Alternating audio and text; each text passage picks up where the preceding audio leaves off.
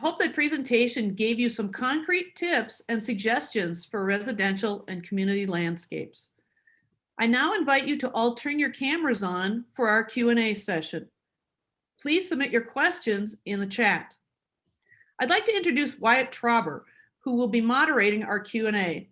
While he's unmuting and getting started, we have a brief anonymous poll that we'd like you to take time to answer, which will get us started off on our Q&A. Thank you, Lisa, and thanks to Kelly, Daniela, and Anastasia. With Kelly especially, because of the delays from the pandemic, she's been working with us on this presentation since fall 2019, and it's been great to get to know her. And there are a few people who I would want to spend an 18 months on a project with, but Kelly is definitely one of them. And so let's go, as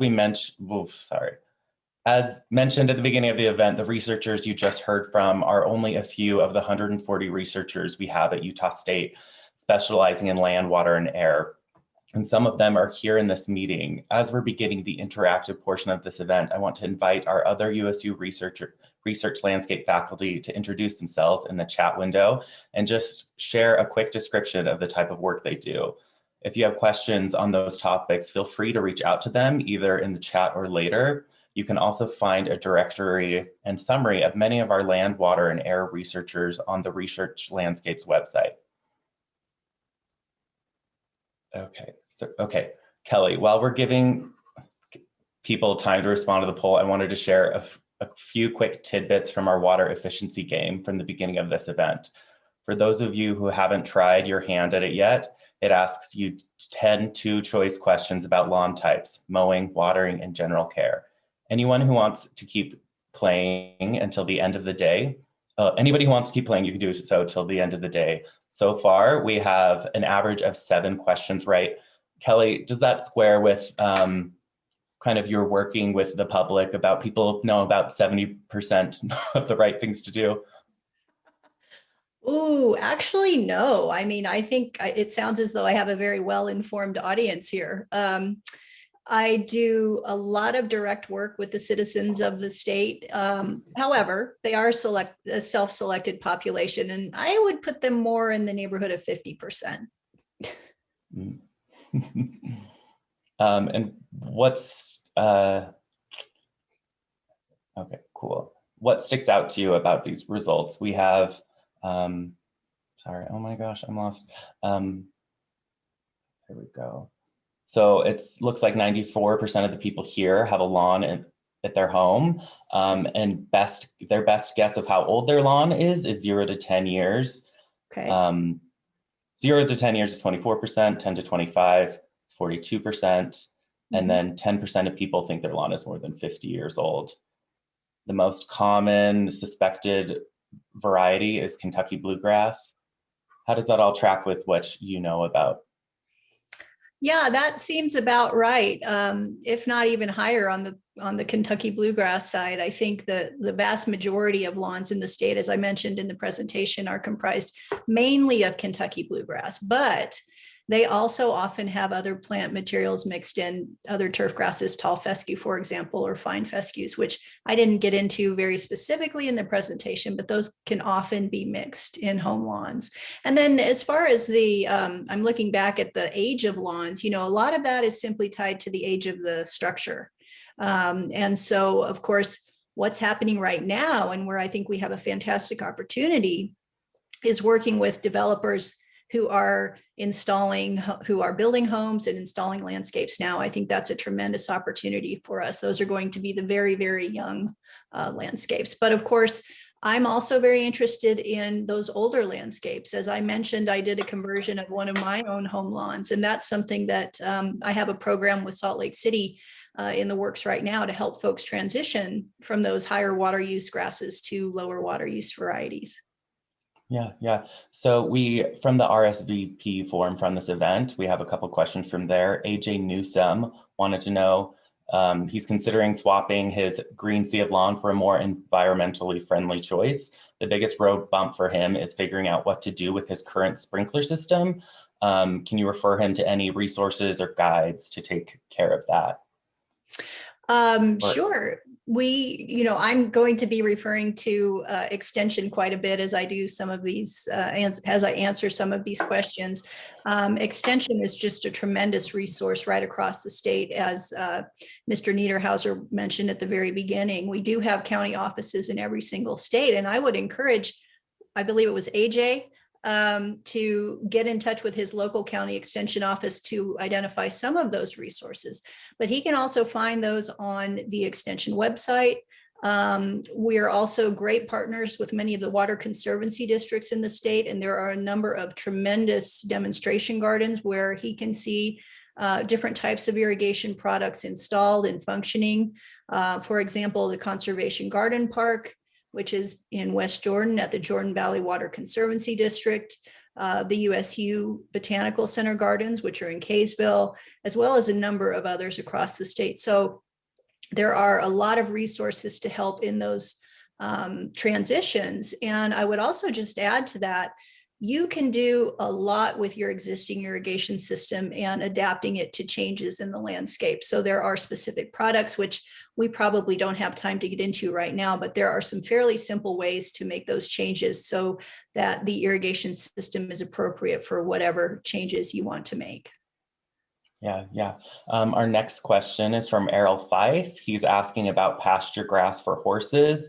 And he says, do you know how these principles change when you're talking about turf grasses? Are the benefits still the same? Can the same efficiencies be achieved through efficient irrigation, mowing, etc.? So take a sec. And then everybody, you are welcome to put questions in the chat. That's wonderful and great. Don't send them directly to me, because I have a team of people like going through them and picking out the ones we need. So make sure to post them to everybody, or to Anna McIntyre specifically if you're being shy. Anyway, okay, Kelly, tell me about. Right, pastures. Okay, well, while I am not a pasture grass specialist, I do know a lot about the principles that would apply in that scenario. And there's a fundamental difference there. So when we're talking about pasture grass production, I would call that more of a classical agriculture type situation where you are really trying to get the most grass produced with your inputs as possible because you're feeding animals. So that's a little bit of a different scenario. Whereas ornamental landscapes, we're really interested in maintaining a certain aesthetic. We're not necessarily producing food from our home landscapes, although I am seeing more and more of that happen right now. And so it becomes a little bit different question with pastures. You're really trying to figure out how to produce what you need for your animals. And so it's not necessarily a situation where you are trying to push turf. As I mentioned, I really push the grass in my home landscape. In that case, what you're trying to do is use water efficiently, yes, but get the production level that you would like. So the approach is a little bit different there. Having said that, we can always improve water use efficiency no matter what the plant, soil, and water system, whether we're talking about production agriculture, whether we're talking about ornamental home landscapes or pastures, as the question stated. So efficiencies can be achieved there, but those need to be balanced with the amount of productivity that you desire. Yeah. Thanks, Kelly. Also, we have Daniela Hirschfeld here. She was in a little insert video in Kelly's presentation. So Daniela, get ready to answer this next question, which is, are there conditions in which turf grass does not act as a sponge? Hi, everyone.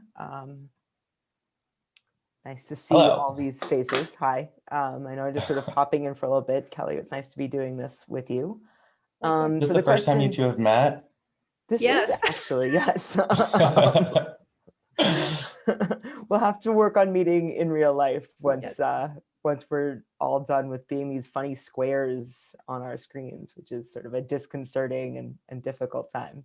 Okay, divergence, sorry. To answer your question, the question I think that you raised was when do turf grasses not act as a sponge? And I think it's something that Kelly really also touched on, but when turf grasses become saturated, there's no longer room for water to infiltrate into the groundwater system. And so you can kind of think of that sponge getting filled up and not having the capacity for things to enter into the groundwater system. And so the overwatering that sometimes happens or the mismanagement of those turf grasses can become a problem. Okay, cool. And one more question for you, Daniela. Are there examples of places that have promoted stormwater ordinances successfully, and what are some of the things that they're doing? Yeah, that's a great question.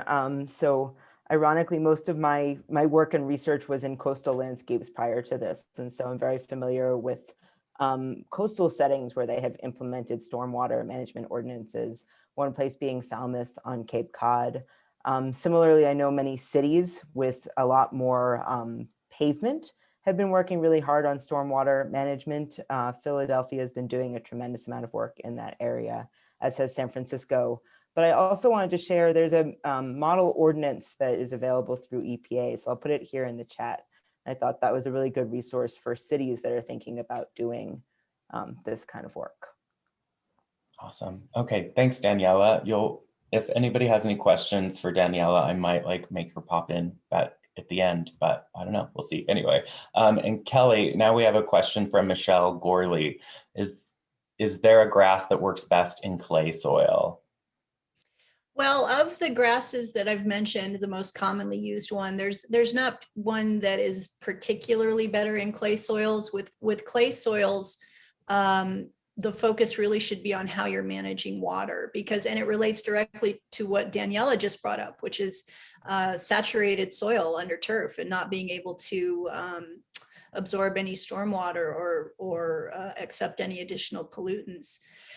And so it's really a question of not over irrigating with clay soils and practicing what we call cycling of irrigation, where you allow irrigation for a brief period and then wait for that water to infiltrate, then irrigate a bit more and then wait.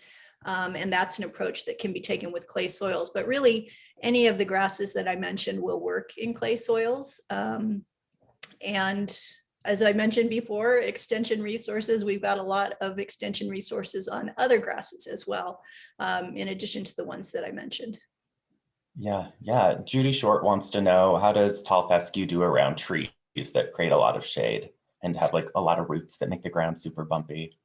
Yes, well, tall fescue is a grass that I actually think of as sort of a Jack or a Jill of all trades, I would say, because it does well in both sunny and shady areas. And so it's one that can cover lots of different conditions, including the shady condition that was part of the question just now. So it can do well in those conditions. Now, having said that, what I would also say, and I think I'm actually very proud of how USU Landscaping has handled this on our campus, moving turfgrass away from the trunks of trees, away from the base of trees, out to the drip line of those trees, if possible, is a much better approach because it lessens competition between trees and turf for water and nutrients. And it also prevents the sorts of accidents you sometimes see where mowers hit trees or string trimmers hit trees and cause damage. So that's the ideal scenario. But if you are trying to grow some turf grass under shaded conditions, tall fescue can be a fine choice. Yeah. And if somebody was trying to put in some tall fescue in their yard, Susan Anderson wants to know, can I just seed some tall fescue into my existing Kentucky bluegrass? You can do that, Susan, but you will be more successful if you can give the tall fescue a little bit of a head start. And by that, I mean, you need to, I don't like to say this really, but damage the Kentucky bluegrass at least a little bit to let the tall fescue gain some ground and get started. And that's because Kentucky bluegrass, I mentioned that it's really great with traffic. And the reason for that is that it's got below ground stems called rhizomes, which fill in very quickly, but those same growth habits also make it very difficult to just seed directly into it and be very successful. So if you can give the tall fescue a little bit of advantage by perhaps drought stressing the bluegrass a little bit before seeding into it, that will give you better success. Yeah, and is there a time of year that's best to do this? Yes, absolutely. So there are two times of the year that really work pretty well. Spring, of course, is right around the corner, and I know a lot of people are anxious to make these sorts of changes at this time of year, and that can work well. However, especially when you're seeding a new area, there can be a lot of annual weed pressure at this time of the year. And so the best time, and the time that we recommend if you can, is in the fall. So in the fall months, about 6 weeks before the first frost, roughly, that is a better time to do that seeding or make those changes. Yeah. I'm excited for this next question. It's from the Hall family, and it's a bit of a story, which is why I like it. So theirs is, we bought an older house built in 1960. Our soil is very rocky. The previous homeowners, I was told, turned the water on all night, which drowned the yard. And so it's been a work in progress to push it to drought tolerant and reseed. We have been using a seed grown in Ogden Valley that has fescue. We leave the clippings, and my master's project from many years ago was all about xeriscaping and more. Sorry, I should have put a pause in there. All about xeriscaping and more water-wise landscape. We're open to experimenting on our yard. Does fescue fight weeds like thistles? So there's a lot there, Kelly. There is a lot, there is a lot there. Let me see if I can touch on at least a little bit. So a rocky soil. So, I would say that with all of the research that I do and a lot of the outreach I do around turf grasses in the state of Utah, I really emphasize the soil conditions. And so when it was Susan, I believe, was describing a rocky soil, that says to me that if there's the opportunity, particularly now when they're making a lot of changes, if there is an opportunity to improve that soil condition, that would be very, very helpful. I would say that a large majority of the problems I see with turf grasses in the state have to do with poor soil conditions. So if there's something that they can do to improve that situation, it would be terrific. I believe she mentioned they were also returning grass clippings. Over time, that will definitely help. That will improve the soil condition, but it will take quite a bit of time. So if there's the possibility of doing something like bringing in additional topsoil, for example, so that you're creating a decent depth of soil for roots to grow and to withdraw water, that's a really good thing to do. I'm trying to remember the other parts of the question. No, you're good. Is thistles going to be a problem? Oh, right. Thank you, Wyatt, because that's a really important point. None of the grasses that I've mentioned are going to be particularly better for preventing weeds. The goal should be then to improve the density of those grasses so that, and this is always the goal, you want the density to be such that there's no bare soil, which encourages weeds. And if you do that, and if you irrigate appropriately, and if you're fertilizing appropriately, you'll have that situation, and that will allow the turf grass to outcompete most weeds. Now, that doesn't mean that you might not have to do some other weed management practices prior to that. But once you get the grass growing in a very healthy and dense condition, it can outcompete most weeds. And in addition, just quickly, if I may, mowing higher will also help with that. So mowing the grass higher, 3 inches, maybe even 4, if your mower will accommodate that, can also really help keep weeds down because it shades the soil surface and prevents those weed seeds from germinating. So just a quick tip there. Yeah, cool. Now a question from Danny. He says, there are some NTEP turf trials in Logan. How might we acquire some of these obscure turf types that perform very well in the trials? Okay, so for those who may not be aware, NTEP stands for the National Turfgrass Evaluation Program, and USU has been a longtime participant in that program. We've been contributing data and collecting data for that program for many, many years.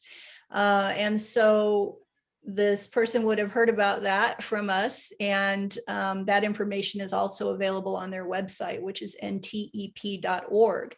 But as they state, there are some varieties there that you're not just going to go to your local box store and find on the shelf. And so I have an extension fact sheet, again, on the extension website that describes where to get some of those better performing varieties here in the state of Utah.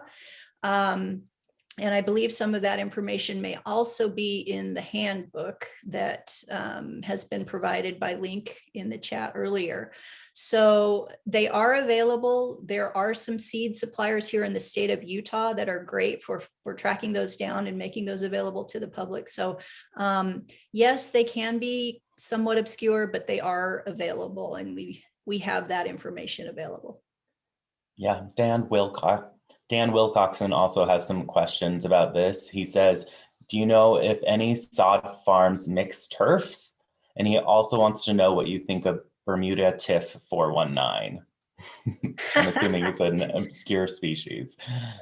Well, okay, that is that's a very specific variety of Bermuda grass. So maybe I won't get into that particular variety so much. I think, though, it is worth talking about Bermuda grass in the state of Utah. I didn't mention that in the presentation, but Bermuda grass is a warm season grass that is used in many, many parts of the country, and it's very low water use.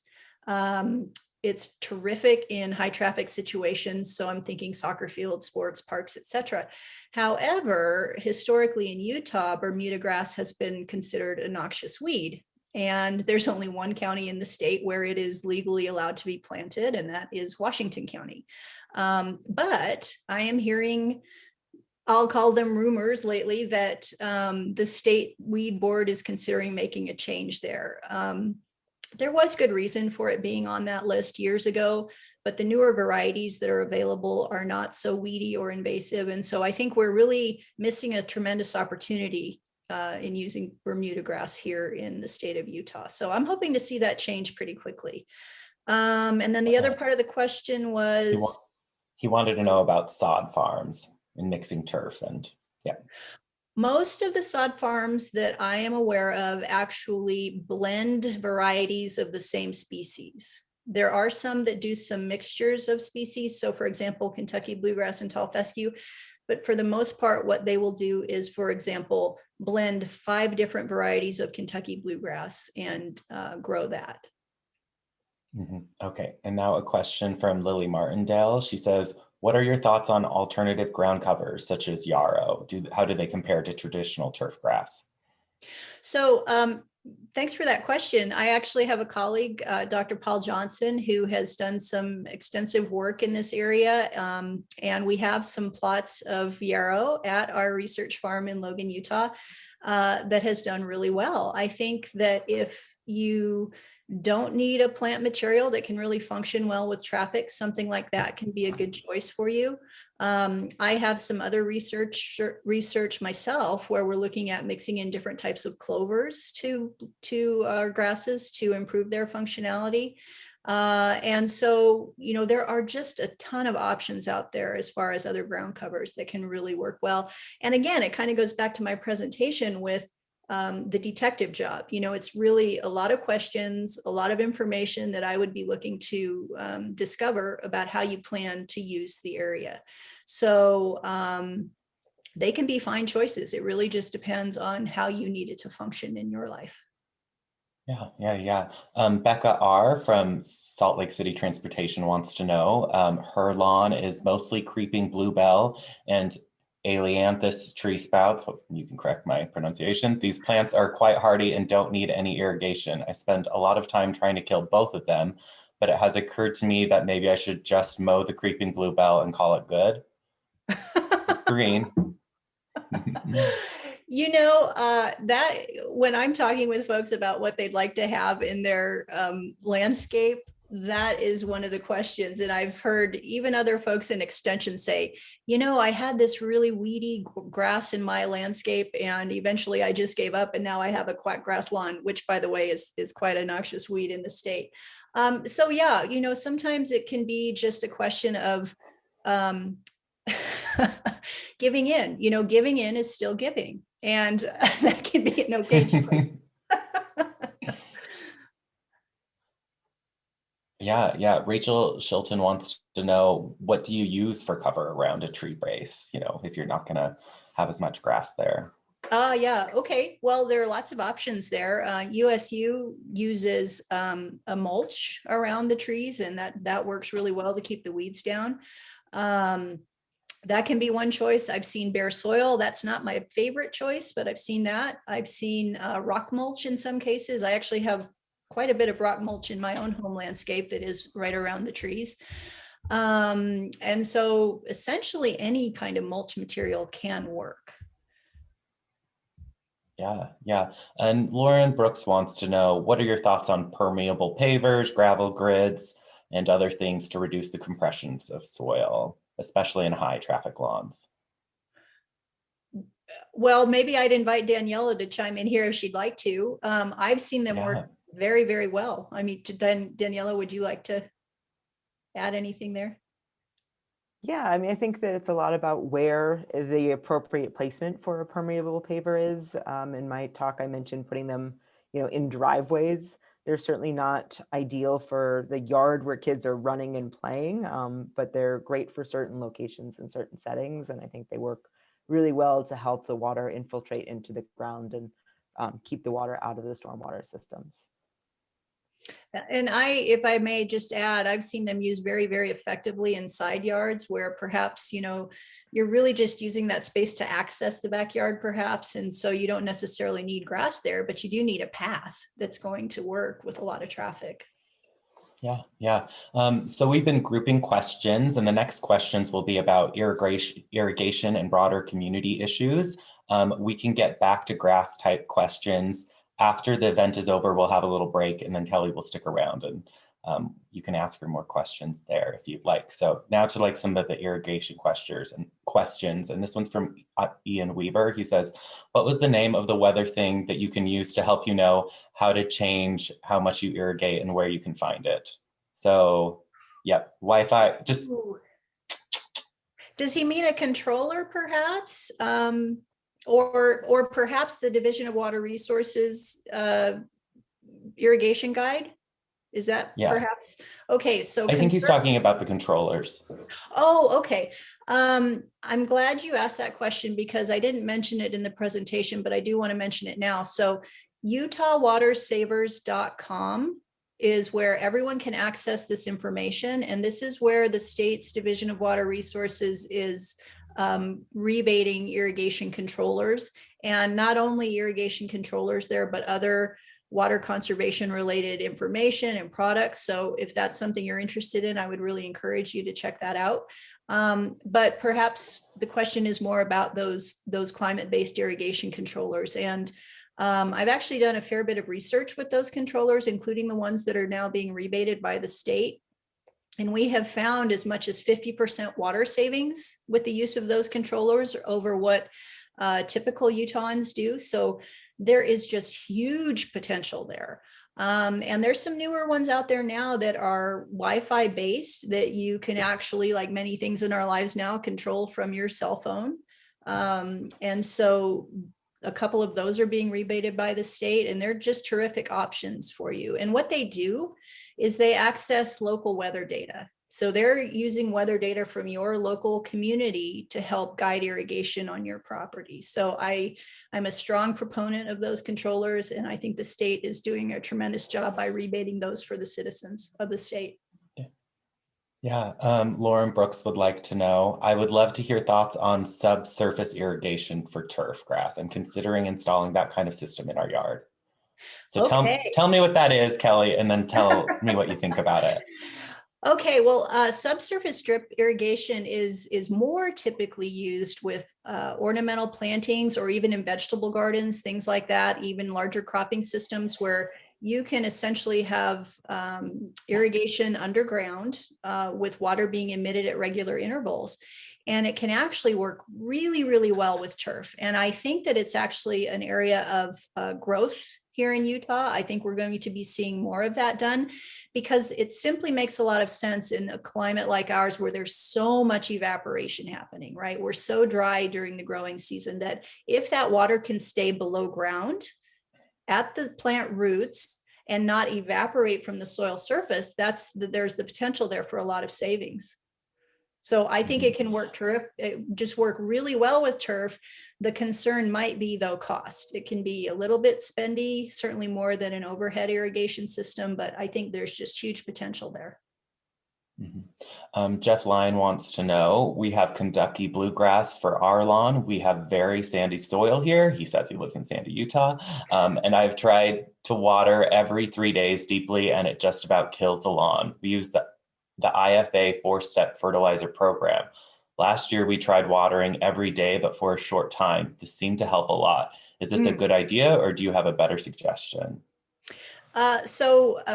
In relation to the question I had earlier about clay soils, I mentioned cycling irrigation, and that same approach can be taken with sandy soils. So applying the water for a brief period of time and then waiting and then applying a little bit more until you achieve the full amount that you intend to. That can be a great approach for sandy soils as well.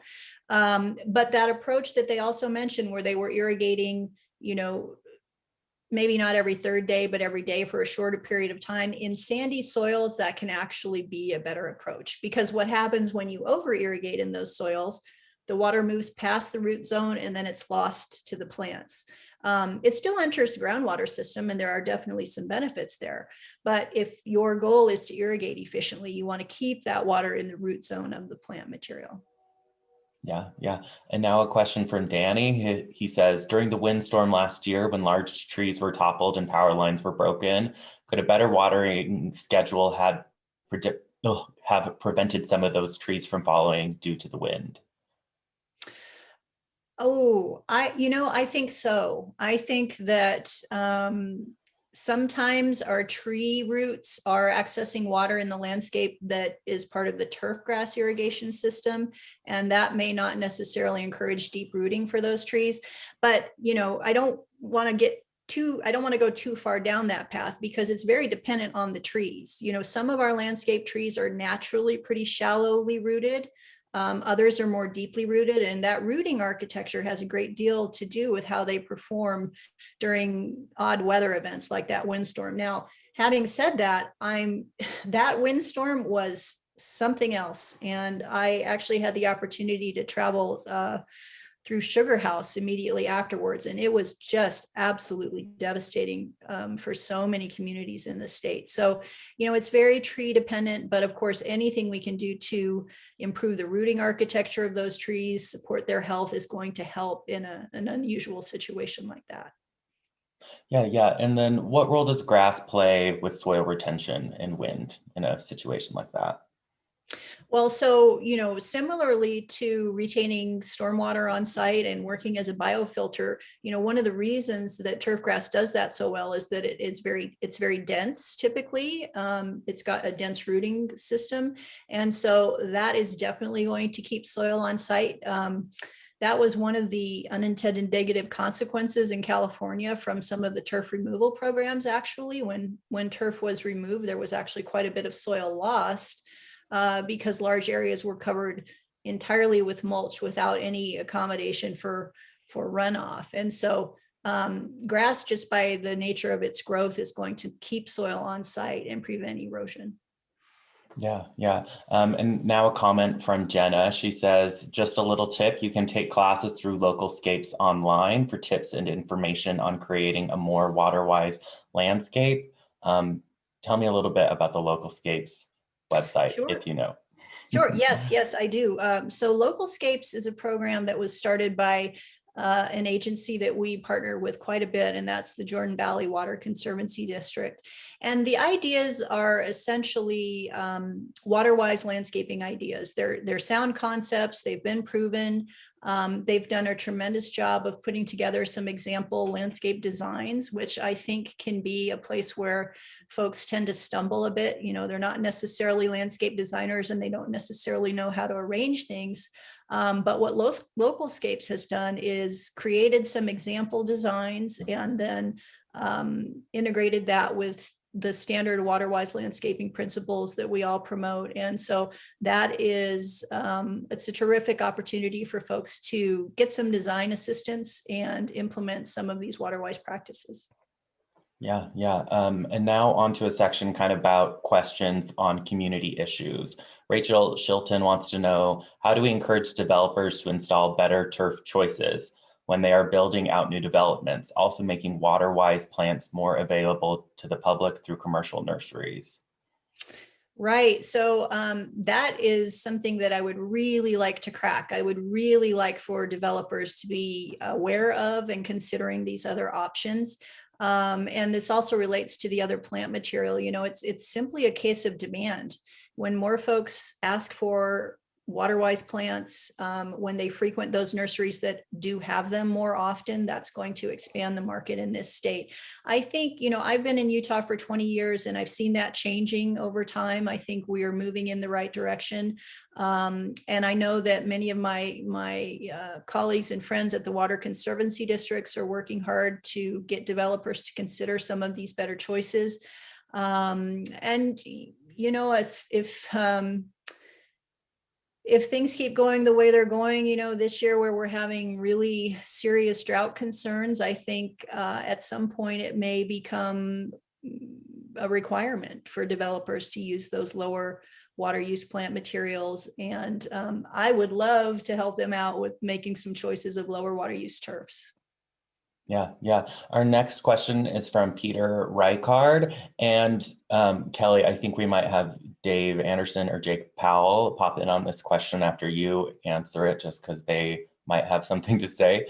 But and so Peter's question is, can you address best approaches for public rights of way, particularly in northern Utah? Many of our medians are asphalt, as are curbside areas.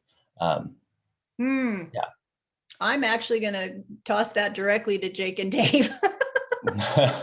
Sounds good. Yeah. Are they here? All right, Wyatt. So there's Dave. Yay.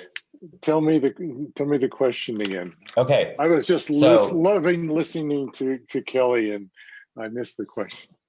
No, you're good. Can you address best approaches for public rights of way, particularly in northern Utah? Many of our medians are asphalt, as are our curbside areas. So, and then Cody, and maybe this other question will help as well. Do you have ideas for non-irrigated mow strips for Ogden, where most inner city residents don't have irrigation systems or money for shrubs and trees? Park strips are notoriously very difficult places to try and address landscaping and irrigation. I've heard them referred to as hell strips before, and it's tough. It depends on the city, the municipality, what they will allow. A lot of communities have at least experimented with allowing alternatives to turf. It's probably a mistake to have them be completely solid surface, because that doesn't get to any of the issues that Daniela was talking about related to dumping all of our water into the storm drains. In terms of alternatives, especially if there's no irrigation, there are some very, very drought tolerant plants, but you have to establish them first. And so getting them going means you have to give them some water, but you can be a hose dragger and go and do that and get some nice perennial and or ornamental grasses going in your park strip without an underground irrigation system. And then a bit of supplemental water is a good thing. Yeah, so this is like the strip of grass that's in between like the road and the sidewalk. Between the sidewalk and the curb, exactly. Yep. Okay. But you do have to check your city, your municipality's rules and regulations for that. Yeah, and what are some of those plants that, like, if somebody had to be a hose dragger for a few months, but they were able to get something started, what kind of plants what should are they be some of looking those at? Plants? Kelly, can we direct them to a plant list? I mean, there are a million different kinds of plants of different heights and colors and scales. So yes, one resource that I've seen is the extension did a culminations for conservation book, where they really put together some awesome guidance and plant lists, but not only just a random list of plants, but which plants go together really well. Almost a plant by numbers almost. You can kind of put them together and they're going to look really great. I would recommend people look for that. Yeah, Kelly, it's through Sewell, and then I think a lot of local extension offices sell that book in person as well. But I think that's a great resource to go to for park strip work.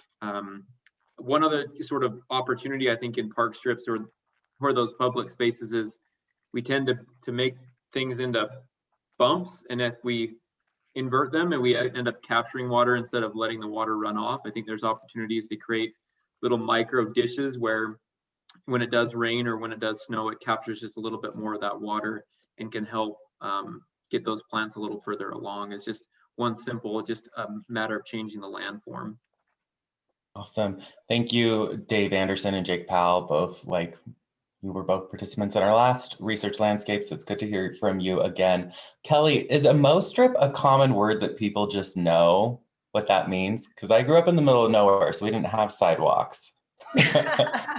Well, I've more often heard it called a park strip here in Utah.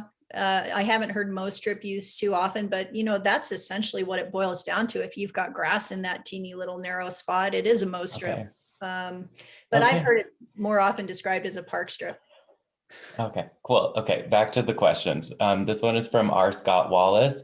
He says, I help maintain large military installations and grounds. Maintenance is one of our big 3 contracts.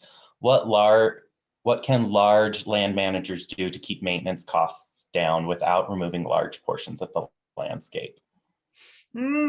Well, if those folks can be very efficient with water and nutrition, so fertilizer, you can actually reduce the growth and the amount of mowing that has to be done. And mowing, particularly with turf areas, that's where a lot of time and cost occurs.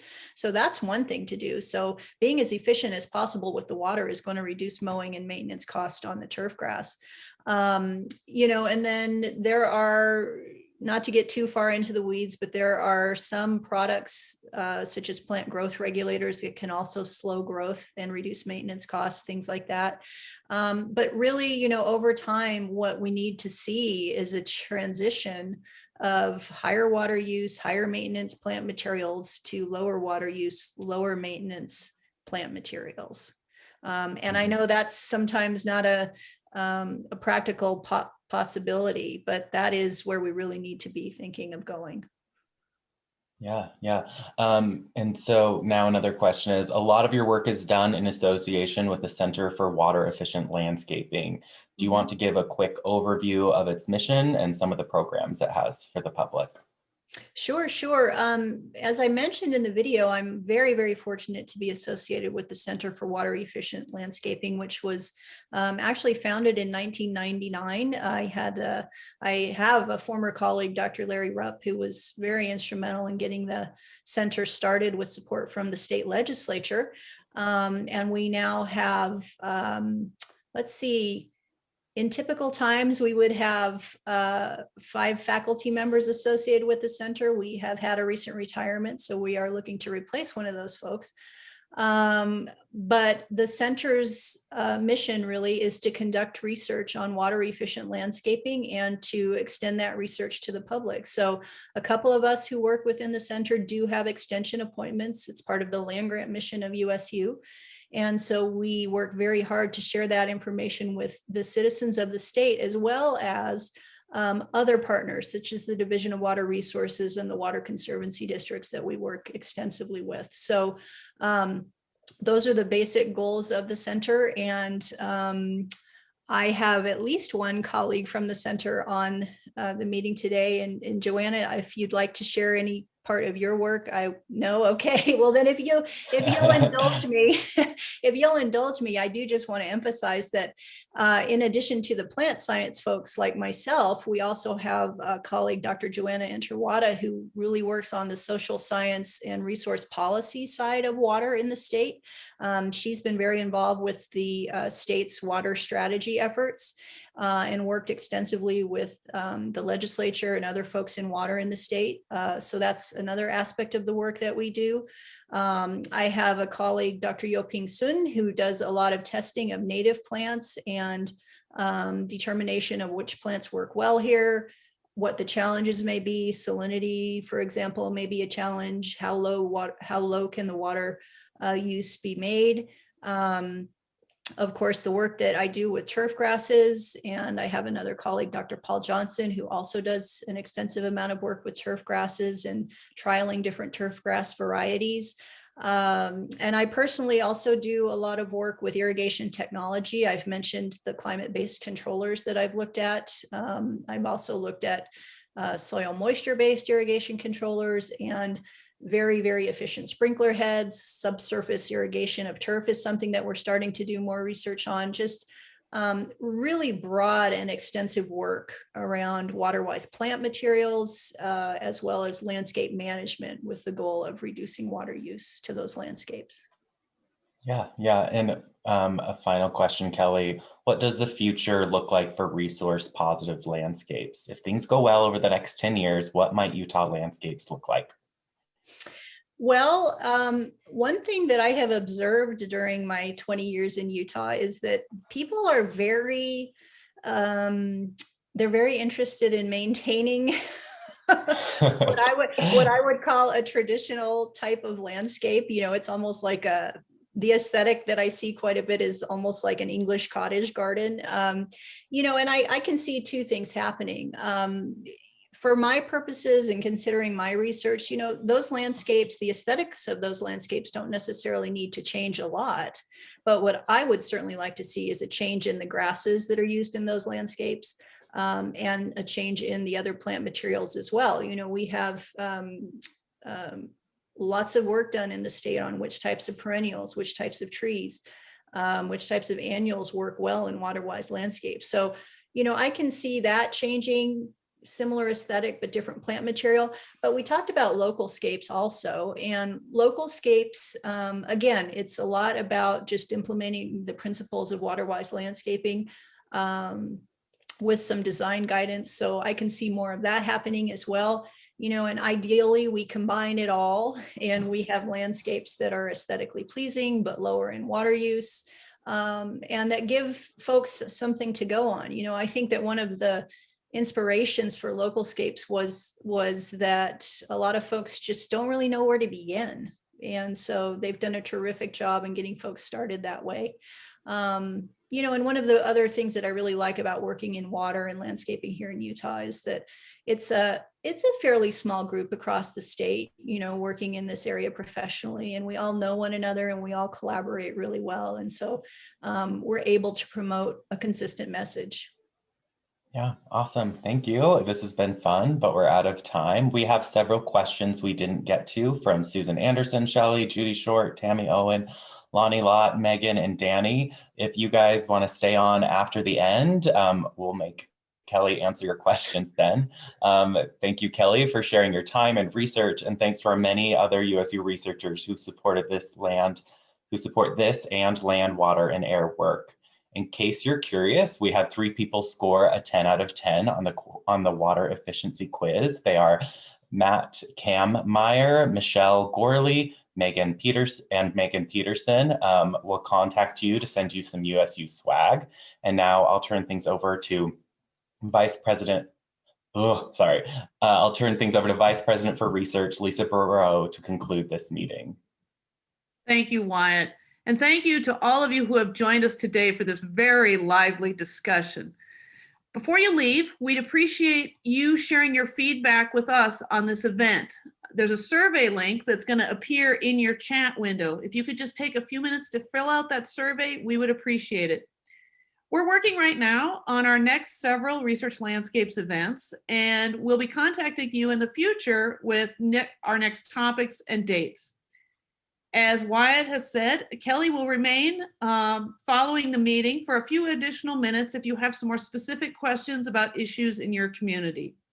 If you need to leave and are still interested in hearing more about this research or other USU stories, we've recently posted 3 episodes on the work of these researchers on USU's research podcast called Instead, which will also be linked in the chat. Thank you all for attending today, and stay safe.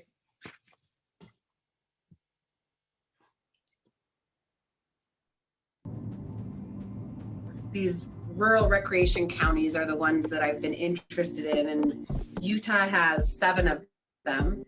So Washington, Garfield, Kane, Grand, Wasatch, Summit, and Rich.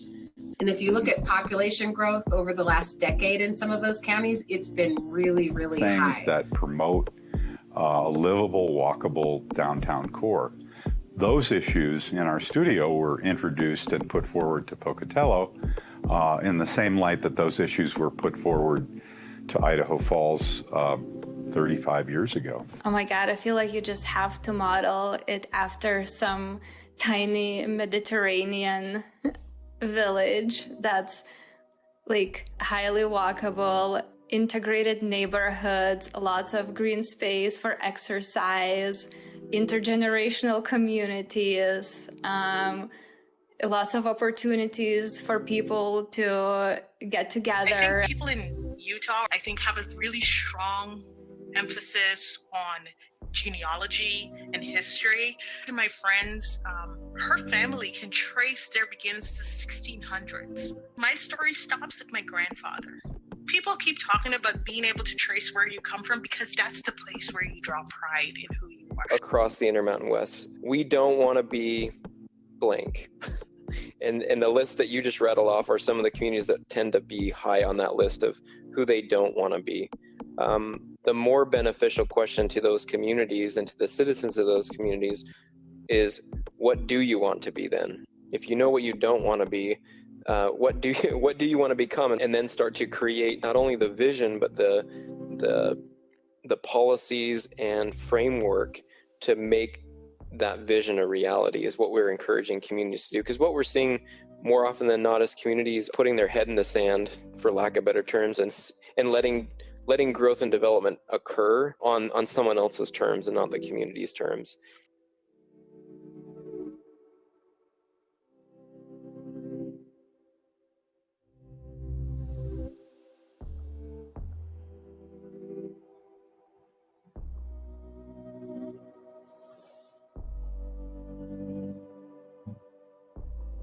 Okay, so now that we've taken a minute to get a preview of Instead, if you haven't listened to the podcast yet, we'll jump back into some questions.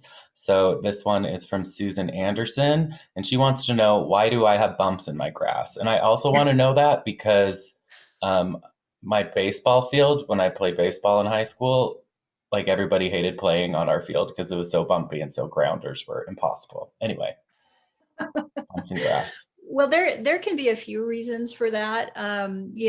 For example, I mentioned my older landscape in Smithfield, and over time, there's going to be some natural settling that occurs with freezing and thawing of our soils, like we have in our climate here in Utah. Sometimes it can be tree roots that are the culprit.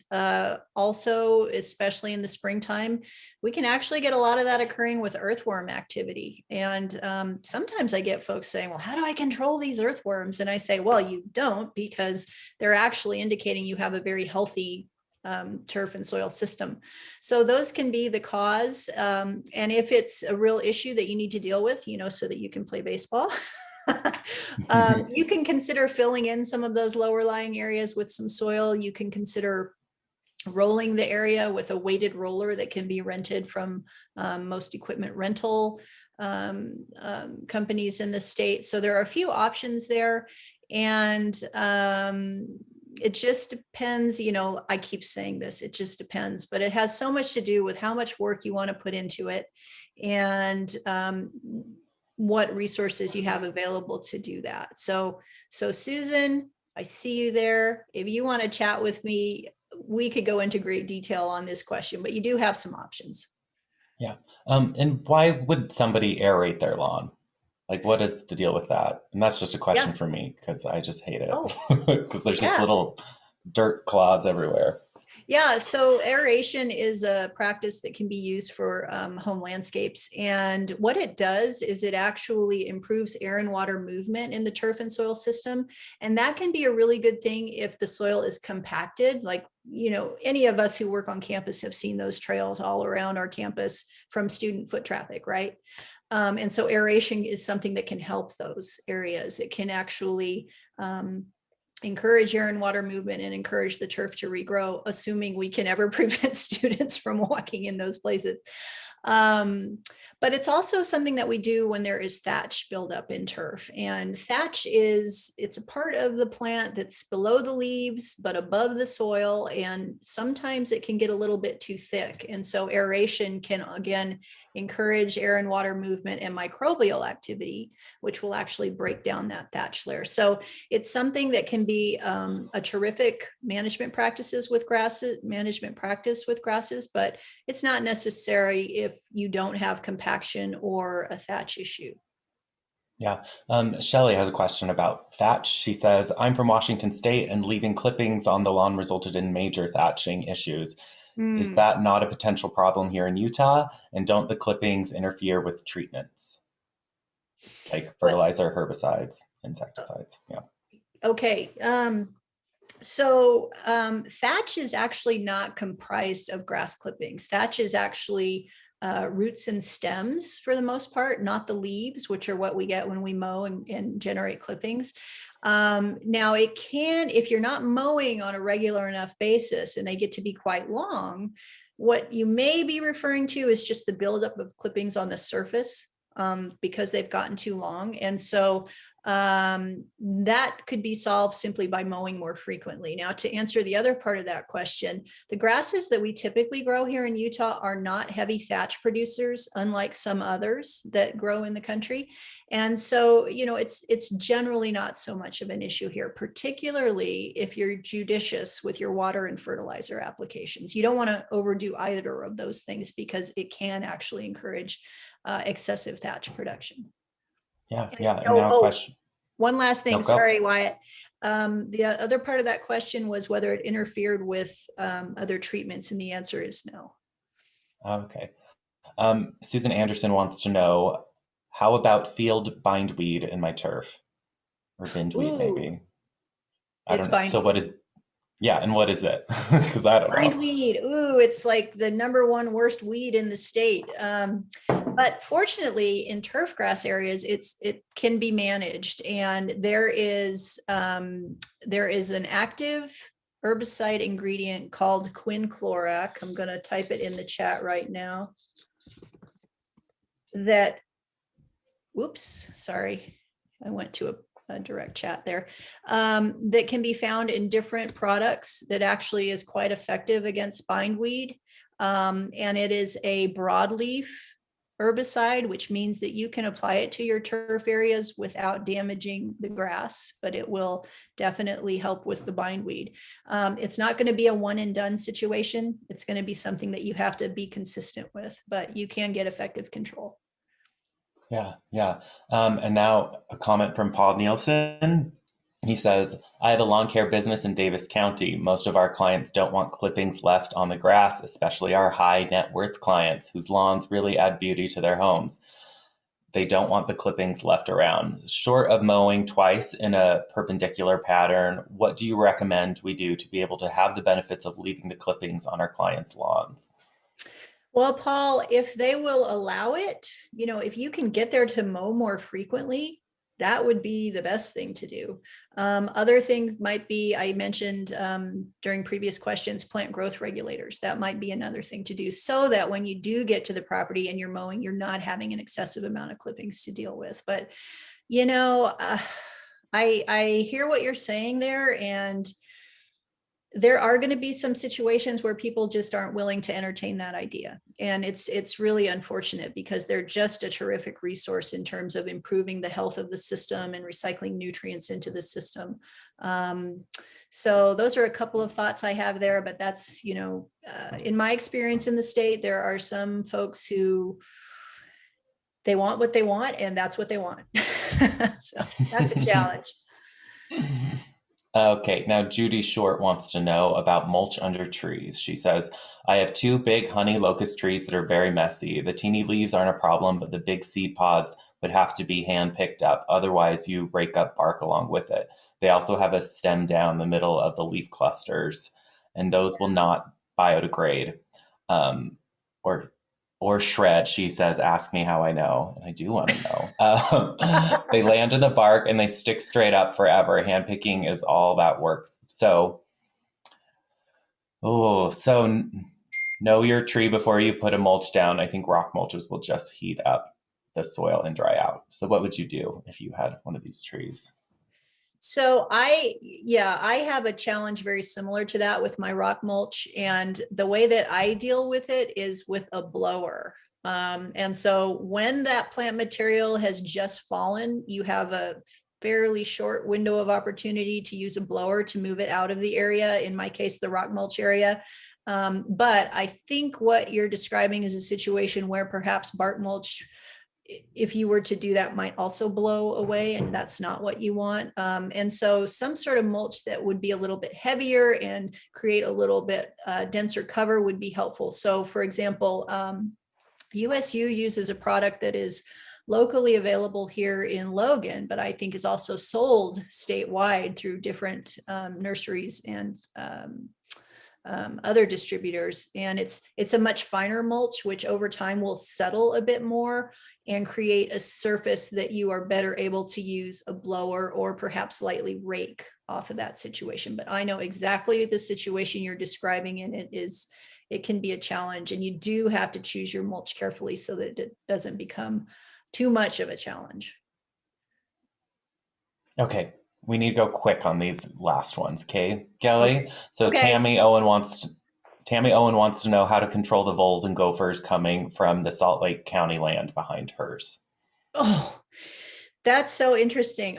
We do have a fact sheet on voles, and if was it Tammy? Tammy, if you would like to email me directly, I'd be happy to share that with you. They're tricky, but fortunately they're pretty cyclical in nature. So, every 5 years, 10 years, we typically see really extensive vole activity. And by the way, that happens at our research farm too. I've had research plots absolutely ruined by voles. And so I certainly feel your pain. But we do have a fact sheet on that. Oh, thank you, Anna. And we also, let's see, I actually did just record a spot for Utah Public Radio on voles, and that could be found on their website, upr.org, under their Green Thumb series. Awesome. Lon Law wants to know, have you studied improving soil conditions by using biotechnology? I'm not sure exactly what they're getting at with that, but yes, we are always looking at improving soil conditions. Maybe they can be more specific. Oh, Yeah, we got to go quick. So maybe, Okay. I don't know. We'll Okay. switch to Megan. So Okay. Megan wants to know, do we know if USU is making changes to their landscape plans within campuses based upon this research? Thank you for bringing up the university's actions with removing grass from around the trunks of trees. Anything to promote? And then also, is there anything to promote better stormwater conservation? So what's happening on USU's campus about this? Right. So a couple of things I'm aware of there. I mean, I mentioned what's happening around the trees, which I think has just been a tremendous improvement. But I also happen to know that the landscape operations and maintenance group is really looking at our campus as an arboretum. And so they are doing extensive tree planting on our campus. We already have a tremendous diversity of tree species on our campus. So they are continuing with that work. And they are in contact with us about this research and about water-wise practices. Now, keep in mind, however, that we have a very actively used campus landscape. And so a lot of foot traffic, a lot of students walking around, faculty, et cetera. And so that is a situation where I would say, if you want to think of water as something that you might spend in a positive way, very heavily commonly used landscapes to me fit that bill. So I would also put parks in that category. So our landscape operations folks do a great job of maintaining everything, and they are always working towards water efficient practices. And we do keep in touch with them about that. And my personal goal with them is to get them to start replacing more turf areas with some of these lower water use varieties. And they are doing that. It's been a little bit gradual, but they are definitely paying attention to this work. Yeah. Danny wants to know if there's any tours of the campus grounds from a landscaper's perspective to help the public become more educated on what's happening on campus and what they can do in their own yards?